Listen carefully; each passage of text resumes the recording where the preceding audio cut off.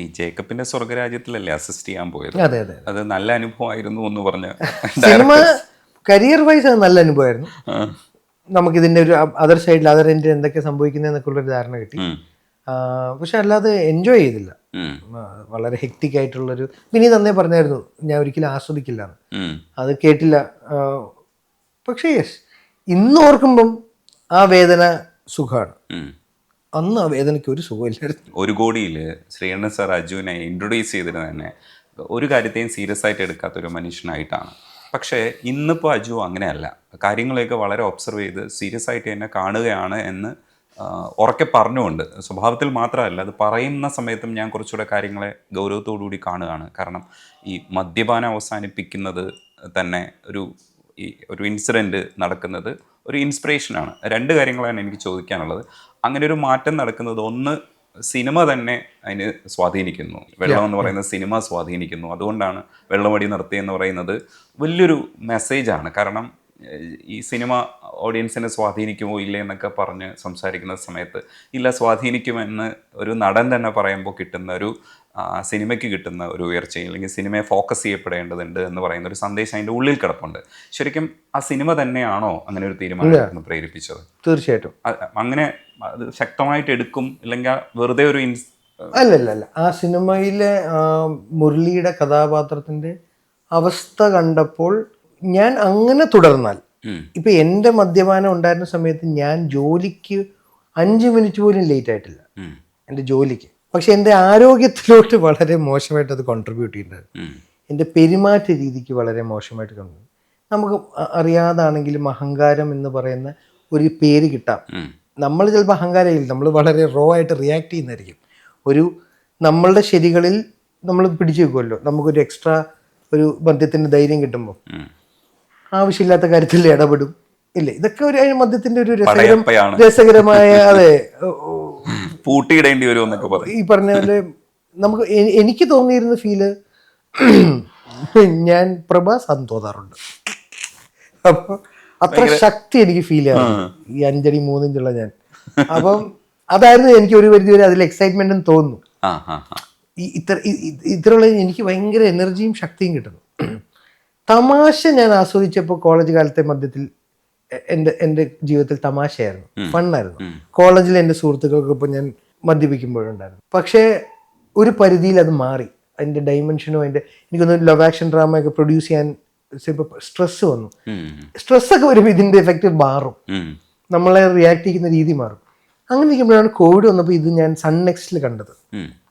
ഇത് കണ്ടപ്പോഴാണ് നാച്ചുറലി എൻ്റെ കൂടെയുള്ള വ്യക്തികൾ, ഇപ്പം ഞാൻ പറഞ്ഞില്ല മുഹമ്മദ് എന്ന് പറഞ്ഞ വ്യക്തി, എൻ്റെ പേരൻസ്, എൻ്റെ വൈഫ്, അല്ലെങ്കിൽ അങ്ങനെയുള്ളവരൊക്കെ പറയുന്നുണ്ട് ഇത് മോശമാണ്, അല്ലെങ്കിൽ ഇറ്റ്സ് ഹൈറ്റായി, അവരെയൊക്കെ ബാധിക്കുന്നുണ്ട് അല്ലേ. നമ്മളിപ്പോൾ ഒരു സ്ഥലത്ത് പോയി നമ്മളുടെ ഒരു പെരുമാറ്റ രീതി മോശമായാലോ, അല്ലെങ്കിൽ നമ്മൾ ആരെങ്കിലും വേദനിപ്പിച്ചാൽ, അറിയാതെ വേദനിപ്പിക്കും, ഇയാൾക്ക് ശരിയായിരിക്കും, ഇയാൾ അറിയുന്നില്ല മറ്റേ ആൾ ഹേർട്ടായോ എന്ന്, ഇതൊക്കെ അറിയുമല്ലോ ആൾക്കാർ. അപ്പോൾ ഈ നമ്മളെ കുറച്ചെങ്കിലും നമ്മളോട് കൺസേൺ ഉള്ള വളരെ ചുരുക്കം ആൾക്കാരാണ് ഇവരൊക്കെ, നമ്മൾ അടുത്ത് നിൽക്കുന്നത്. അപ്പം അവർ നമ്മളടുത്ത് വളരെ ബ്ലണ്ടായിട്ട് പറയുന്നുണ്ടല്ലോ, ഈ പറഞ്ഞ മുഹമ്മദൊക്കെ ചേട്ടൻ ഫീൽഡ് ഔട്ടാണ്, നശിച്ചു എന്നൊക്കെ മുഖത്തോ. അപ്പം അങ്ങനെയൊക്കെ ഉള്ള ഒരു ഇതിലാണ് ഞാൻ ഈ സിനിമ കാണുന്നത്. അപ്പം ഒരു ഒരു ഒരു എന്തോ ഒന്നായിരിക്കുമല്ലോ, ഒരു ബെല്ലടിക്കുക. നമുക്കൊരു ജിമ്മിൽ പോകാൻ ഒരാൾക്ക് തോന്നുകയെന്ന് പറഞ്ഞാൽ ആ തോന്നണം അല്ലേ, ആ ഒരു പോയിന്റ്. അതെനിക്ക് സംഭവിച്ചത് ഈ സിനിമ കണ്ടപ്പോഴാണ്.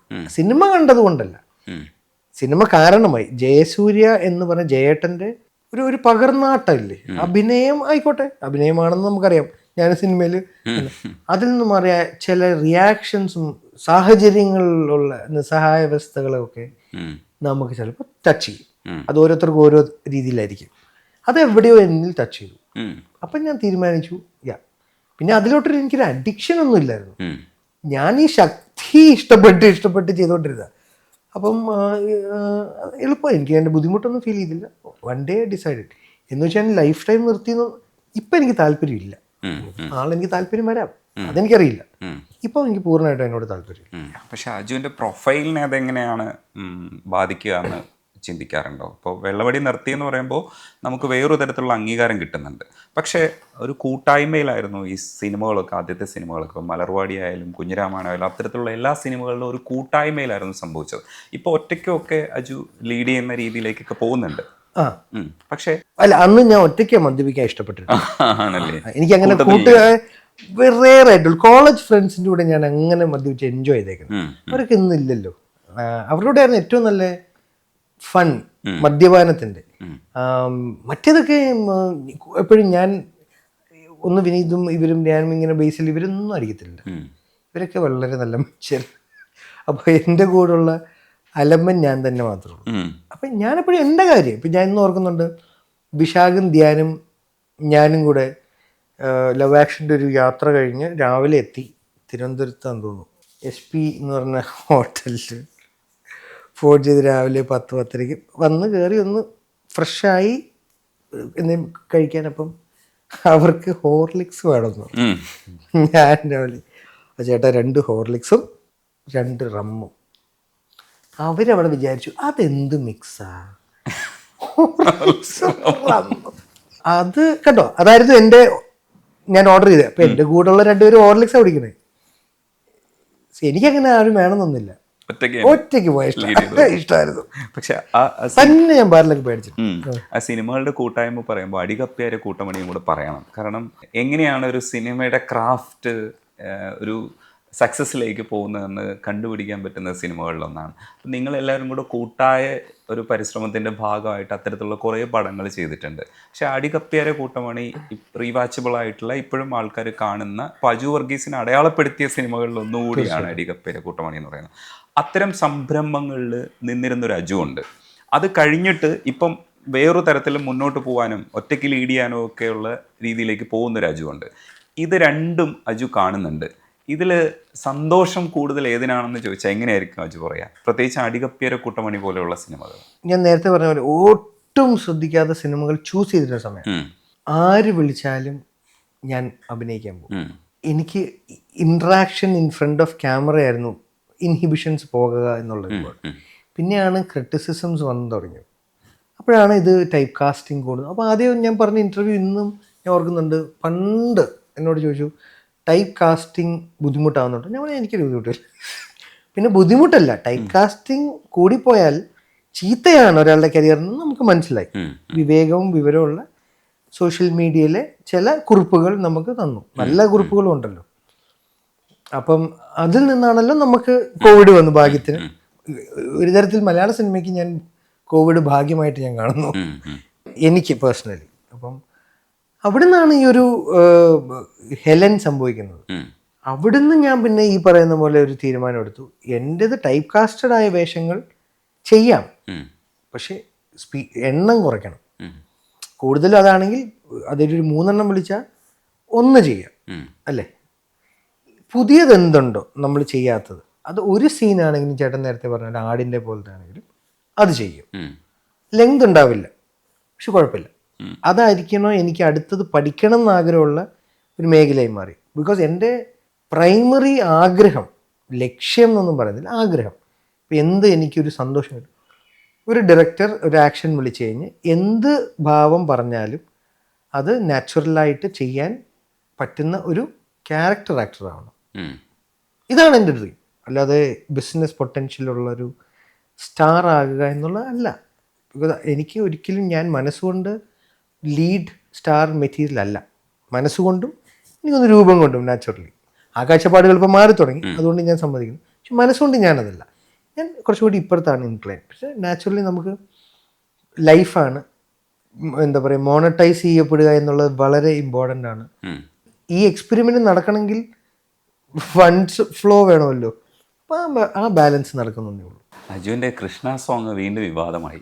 മഞ്ഞമുണ്ടും മടക്കി കുത്തി പടക്കി വരുന്ന കൃഷ്ണനോട് അങ്ങനെ പറയാൻ പാടുണ്ടോ എന്ന് ചോദിച്ചിട്ട് TP ശാസ്തമംഗലം പ്രതികരിച്ചിരുന്നു. പലതരത്തിലുള്ള പ്രേക്ഷകരെ ആകർഷിക്കുന്ന ഒരു എഴുത്താണ് അതിൻ്റെ. വിനായക് നന്നായിട്ട് എഴുതിയിട്ടുണ്ടെന്നാണ് നമ്മളൊക്കെ മനസ്സിലാക്കുന്നത്. അജുവിന് അത് ഇഷ്ടപ്പെട്ടതുകൊണ്ടാണ് ഇഷ്ടപ്പെട്ടതുകൊണ്ടാണ് അജു പാടാൻ തീരുമാനിച്ചത്, അല്ല അഭിനയിക്കാൻ തീരുമാനിച്ചത്. അതുകൊണ്ടാണ് പാട്ടും കൂടെ പാടിയത്. അഭിനയിച്ച് കഴിഞ്ഞപ്പോഴാണ് ഞാൻ ചോദിച്ചത് പാടിക്കാവോ. അത് റിക്വസ്റ്റ് ആയിരുന്നു വിപിനോടും അങ്കിതനോടും. അങ്കിത് നന്നായിട്ട് അത് ചെയ്തിട്ടുണ്ടായിരുന്നു. ബ്യൂട്ടിഫുൾ. ഈ കാര്യം അത് അയാൾ എന്തൊക്കെ ഒളിപ്പിച്ചു വെച്ചു എന്നുള്ളത് എനിക്കറിയാം. ആ പോരായ്മകൾ എങ്ങനെ അയാൾ കവർ ചെയ്യുന്നുള്ളത് എനിക്കറിയാമല്ലോ. അതുകൊണ്ടാണ് പിന്നീട് ഞാൻ എങ്ങും പാടിയിട്ടില്ല, പാടില്ല പാടില്ല എന്ന് ഞാൻ തീരുമാനിച്ചു. അത് അവിടെ കഴിഞ്ഞു. അതെൻ്റെ ഒരു കൊതിയായിരുന്നു, ഒരു ആഗ്രഹം. ഗോപി സുന്ദരേട്ടനാണ് first. I always I am thankful to Gopi ചേട്ടൻ. ആദ്യത്തെ പാട്ട് ലവകുശയ്ക്ക് ഗോപി ചേട്ടൻ നീരജും കൂടെ ഡബ് ചെയ്യാൻ കറക്ഷൻ എന്ന് പറഞ്ഞ് കൊണ്ടുപോയതാ. ആ അത് കഴിഞ്ഞിട്ട് ലോട്ട ലോട്ട, അതെ അതെ അതെ ആ പാട്ടിന്റെ അവസാനം കുറെ ടങ് ട്വിസ്റ്റ് പോലെ അവസാനം വരുന്നുണ്ട്. അയ്യപ്പൻ്റെ അമ്മ നെയ്യപ്പൻ ചുട്ടു കാക്ക കുത്തി കടലിലിട്ടു. ഞാൻ അതും എങ്ങും പാടിയിട്ടില്ല. കാര്യം ഇത് ഇവരൊക്കെ എന്നെ കൊണ്ടുപോയി ചെയ്യിപ്പിച്ച, സത്യം പറഞ്ഞാൽ എൻ്റെ ഭയങ്കര ആഗ്രഹമാണ് പാടാൻ പറ്റുക എന്നത്. അത് നടക്കാത്തൊരാഗ്രഹമാണെന്ന് എനിക്ക് നന്നായി അറിയാം. എന്നാൽ അങ്ങനെയുള്ള ആഗ്രഹങ്ങളാണല്ലോ നമ്മൾ എന്നാ പിന്നൊന്ന് നടത്താൻ ഷാനിക്കടുത്ത് ചോദിക്കാത്തത്ര കാലമില്ല. പാടിപ്പിച്ചല്ലോ, ഷാനും കൂടി പാടിയല്ലോ മറ്റേ പാട്ട്. കൂടെ പാടി, ഷാനിക്കയുടെ കൂടെ പാടി, അല്ലാതെ പാടിപ്പിച്ചിട്ടില്ല. ഞാൻ ഇപ്പോഴും പുറകെ നടക്കുന്നുണ്ട്. അപ്പോൾ ആ ഒരു കൊതി ഗോപിച്ചേട്ടൻ നടത്തി തന്നു. So I M always grateful. അത് കഴിഞ്ഞ് ഈ ലിറിക്സ്, ഈ ഗാനം വിപിൻ എൻ്റെ ഏറ്റവും നല്ല, എനിക്കിഷ്ടമുള്ള ഫിലിം മേക്കേഴ്സിൽ ഒരാളാണ്. അയാളുടെ എനിക്ക് കോൺഫിഡൻസ് ഉള്ള ഡയറക്ടേഴ്സിൽ ഒരാളാണ്. ഇപ്പം എന്നെ ധൈര്യമായിട്ട്, ഇപ്പം ആദ്യത്തെ ഷോർട്ട് ഫിലിമും ചെയ്യുമ്പോഴും ആണെങ്കിലും ഞാൻ ഉണ്ണിമൂലത്തിന് ഞാൻ എന്നെ പ്രസൻറ്റ് ചെയ്ത്, കാര്യം പുള്ളിയുടെ ടാലൻറ്റിലാണല്ലോ ഞാൻ എന്നെ രക്ഷപ്പെടാൻ എനിക്ക് ഹെൽപ്ഫുൾ ആവുന്ന ചോദിച്ചു ചെന്നേ. ജയഹേലും ഉണ്ടായിരുന്നല്ലോ. ജയഹേലും എന്നെ വളരെ നന്നായി ഡബ്ബിങ്ങിൽ എൻ്റെ കുറേ പെർസെപ്ഷൻസ് അൺലേൺ ചെയ്യാൻ സഹായിച്ചാണ്. കാര്യം ഡബ്ബിങ് ചെയ്യാൻ തുടങ്ങിയ കാലത്ത് ത്രോ ആയിരുന്നു നമ്മൾ പഠിച്ചത്. ഒച്ചയിൽ തിയേറ്ററിൽ കേൾക്കണം, ഇമോഷൻ പോകാതെ. കോവിഡൊക്കെ കഴിഞ്ഞ് വന്നപ്പോഴത്തേക്കും ഇമോഷൻ മതി, റൂമിൻ്റെ സാഹചര്യം മതി, റിയലിസ്റ്റിക് ആവണം. ഒരു സാധനം കഷ്ടപ്പെട്ട് പഠിച്ച് 10 വർഷം എടുത്തൊന്നും പഠിക്കാൻ പഠിച്ചു വന്നപ്പോഴത്തേക്ക് ഇതൊക്കെ ഇനി മാറ്റാൻ ഇത്, കാര്യം അത് ഭയങ്കര പാടാ. മൈൻഡിൻ്റെയും ബ്രെയിനും സൗണ്ടും കൂടെ ഒരുമിച്ച് ഇത് മൂന്നും കൂടെ സിങ്ക് ആവണമല്ലോ. സൗണ്ട് ഇമോഷണലി ക്രിയേറ്റഡ് ആവണമെങ്കിൽ അഭിനയിക്കുന്നതിനേക്കാളും ടഫാന്ന് ഞാൻ വിശ്വസിക്കുന്നു. അത് വിപിൻ എനിക്ക് ഹെൽപ്പ് ചെയ്തു. ജയഹേൽ ഒരുപാട് പുള്ളി അത് എന്നെ സഹായിച്ചു. ഞാൻ നേരത്തെ വിനീഷ് എന്ത് എന്നിൽ ആക്ടിങ്ങിൽ കൊണ്ടു, അത് അഹമ്മദ് എന്നെ പ്രോപ്പറായിട്ട് മെൻറ്റർ ചെയ്യിച്ചു. സോ അഹമ്മദാണ് അതിൻ്റെ വിനീഷ് തുടങ്ങിയ ഒരു കാര്യത്തിൻ്റെ ഔട്ട് പൂർണ്ണമായിട്ടും എടുത്തത്, കേരള ക്രൈം ഫയൽസ്. അപ്പോൾ അതുപോലെ ലിറിക്സ് വായിച്ചപ്പം ബിബിനോട് ഞാൻ പറഞ്ഞു, ആദ്യം ഞാൻ പറഞ്ഞു ചെയ്യുന്നില്ല എന്നുള്ള ഇതിലാണ് ഞാൻ നിന്നിരുന്നത്. അപ്പോൾ ബിബിനും പറഞ്ഞു പാട്ട് നല്ലതായിരിക്കും, ലിറിക്സ് ഞാൻ അയച്ചു തരാമെന്ന് പറഞ്ഞു. എനിക്ക് അയച്ചു തന്നു. ഞാൻ വായിച്ചപ്പോൾ എനിക്ക് ഭയങ്കര ഇഷ്ടമായി. ആ ലിറിക്സ് ഭയങ്കര കൊമേഴ്ഷ്യൽ സ്വഭാവമുണ്ട്. എന്നാൽ നമ്മൾ നോക്കുന്നത് എന്താ, കുട്ടികൾക്ക് ഇഷ്ടമാവും നാച്ചുറലി. പിന്നെ കൃഷ്ണ ലവേഴ്സ് വേൾഡ് ഓവറാണ്, എല്ലാവരും. ആ കുസൃതി എല്ലാവർക്കും ഇഷ്ടമാണ്. അപ്പോൾ റെപ്രസെന്റിങ് എ കുസൃതി ഇസ് നൈസ്. നല്ല രസമല്ലേ, കൃഷ്ണ കൃഷ്ണ കൃഷ്ണ അതെ, നല്ല ലൈൻസ് അല്ലേ. രാജുചേട്ടൻ്റെയും ബേസിലിൻ്റെയും സിനിമ, ബിബിൻ. അപ്പം എല്ലാം ഉണ്ട്, റീച്ച് ആവേണ്ട കാര്യമുണ്ട്, കാര്യങ്ങളൊക്കെ ഉണ്ട്. ഇതാണ് സംഭവിച്ചത്. ബാക്കി പാടാൻ പോയി അങ്കിത് പറയിപ്പിച്ച് പാടി കഷ്ടപ്പെട്ട, ഞാനല്ല അങ്കിത് കഷ്ടപ്പെട്ടു. പക്ഷെ അയാൾ കൂടെ നിന്നു. അപ്പോഴാണ് ഞാൻ ഇത് കണ്ടത്. കോൺട്രവേഴ്സിലോട്ട് വരികയാണെങ്കിൽ ഇദ്ദേഹം പറഞ്ഞ നിരൂപണം, ആക്ഷേപം, വ്യക്തിഹത്യ ചെയ്തൊക്കെ ആക്ഷേപമാണ്, ഒരിക്കലും യോജിക്കാൻ പറ്റില്ല. പ്രത്യേകിച്ച് വിനായക് ശശികുമാർ എന്ന് പറയുന്നത് കൃഷ്ണ എഴുതിയത് വെച്ച് മാത്രമൊന്നും അളക്കേണ്ട ഒരു വ്യക്തിയല്ല. അദ്ദേഹം മലയാള സിനിമയുടെ ലോട്ട് കോൺട്രിബ്യൂട്ട് ചെയ്തേക്കുന്നത് വളരെ നമുക്കറിയാം, പേരെടുത്ത് പോലും പറയേണ്ട കാര്യമില്ല. അടയാളപ്പെടുത്തിയ, അതെ, വ്യക്തമായി അടയാളപ്പെടുത്തിയ എഴുത്തുകാരിൽ ഒരാൾ തന്നെയാണ് അദ്ദേഹം. പിന്നെ അതിൽ പറഞ്ഞ വാദത്തിൽ എനിക്ക് അതിനോട് യോജിക്കാൻ പറ്റിയില്ല. ഞാൻ ചെറുപ്പം തൊട്ടേ കേട്ടിട്ടുള്ള കൊളോക്കിയൽ പര്യായ പദങ്ങളിൽ അമ്മാവനെ മാമനെന്നും നരസിംഹത്തിൽ പറയുന്ന പോലെ മാതുലനെന്നും ഒക്കെ വിളിക്കാം അല്ലേ. അപ്പോൾ മാമനൊന്നും തെറ്റല്ല. വടക്കൻ വീരഗാഥയുടെ ചന്തുവിനെ ഡെപ്പിക്ട് ചെയ്ത പോലെ അല്ലല്ലോ യഥാർത്ഥത്തിൽ, അല്ലേ. ചന്തു വടക്കൻ വീരാതിൽ പോസിറ്റീവും അല്ലാത്ത നെഗറ്റീവ് എന്നല്ലേ ഞാൻ അങ്ങനെ കേട്ടത്, അല്ലേ. രണ്ട് കഥകളിലും അല്ലേ. അത് ഒരു ഇമാജിനേഷൻ ആണല്ലോ, ഒരു ആർട്ടിസ്റ്റിന്റെ ഒരു ആർട്ട്. അത് റിസീവ് ചെയ്യുക കൊമേഴ്ഷ്യൽ സിനിമയ്ക്ക് ഭൂരിപക്ഷത്തിന് എന്ത് ഇഷ്ടപ്പെടുന്നു അതാണല്ലോ വോട്ട്. നമ്മളുടെ ഡെമോക്രാറ്റിക് രാജ്യം ഡിപ്പെൻഡ് ചെയ്യുന്നത് തന്നെ അതിലാണ് ഭൂരിപക്ഷ എന്ത്. നാച്ചുറലി ഞാൻ സിനിമയ്ക്ക് അതാണ് സിനിമ 51 ആയാൽ ഐ എം ഹാപ്പി, 49 ആയാൽ അത് തോറ്റു. പിന്നെ എനിക്ക് തോന്നുന്നു അദ്ദേഹത്തിന് പിന്നെയും പറയാമായിരുന്നൊരു സാധനം ഉണ്ടായിരുന്നു. എനിക്ക് തോന്നിയിരുന്നത് അത് വാട്ട് എ ട്രാജഡി. അത് എന്തുകൊണ്ട് ഇംഗ്ലീഷിൽ ഉപയോഗിച്ചു എന്നുള്ളത് മേ ബി അല്ലേ നമുക്ക് ഒരു വാദത്തിന് വേണ്ടി ചോദിക്കായിരുന്നു.